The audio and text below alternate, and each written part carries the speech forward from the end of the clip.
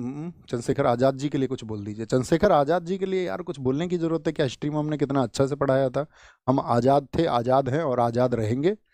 इसमें आज़ाद शब्द को आप समझिए और आज़ाद शब्द के मायने समझिए। आपको जिस तरह से अपनी आज़ादी ज़िंदगी में चाहिए उस तरह से हम आपको समझा सकते हैं कि आप दूसरे की भी आज़ादी की उतनी ही चिंता और फिक्र करना।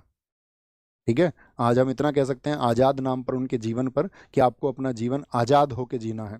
किन्हीं विचारों में दब के आपके ऊपर जो थोपे गए विचार हैं उनको त्याग करके जीना है। जैसे हम कल कक्षा में भी साथियों को बता रहे थे टारगेट बैच में कि इस पूरे आप एक समुंदर के किनारे जाइए। समुद्र के किनारे आप रेत का एक कण उठाइए।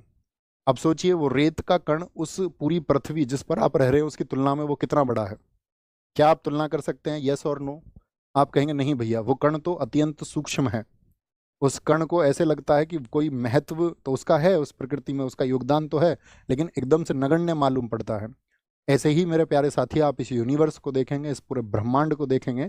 इस पूरे यूनिवर्स में आप जानते हैं कि खरबों आपका आकाश गंगाएं हैं। जैसे हमारी आकाश गंगा है जिसको आप एंड्रोमेडा बोलते हैं, मंदाकिनी बोलते हैं, मिल्की वे कहते हैं, ऐसी ही खरबों आकाश गंगाएं और हैं। जैसा हमारे यहाँ पर सोलर सिस्टम है ऐसे ही इस यूनिवर्स में बहुत सारे खरबों सोलर सिस्टम है। अब हम आते हैं, हमारा एक सूर्य है। उस सूर्य का जो चक्कर लगा रहे हैं आप जानते हैं, जिनको हम 8 ग्रह कहते हैं, उनमें से एक पृथ्वी है। यानी आप समझना हम इस यूनिवर्स का कौन सा हिस्सा हो गए। हम एक पृथ्वी पे आ गए हैं जो एक छोटी सी है, किसकी? सूरज की तुलना में।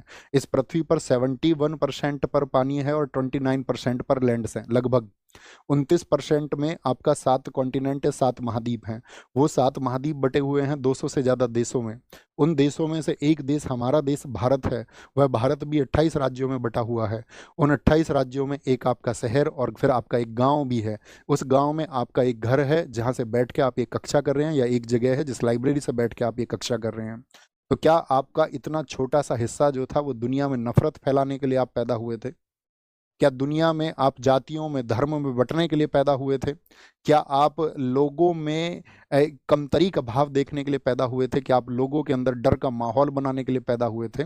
या आप इस इंसानियत को और खूबसूरत बनाने के लिए पैदा हुए थे? सबसे ज़्यादा आईक्यू इस ह्यूमन बीइंग को दिया इस नेचर ने, इस प्रकृति ने, उस सृष्टि के निर्माता ने। तो जिसको ये मिला सबसे ज़्यादा, वह इसका इस्तेमाल किस तरीके से कर रहा है?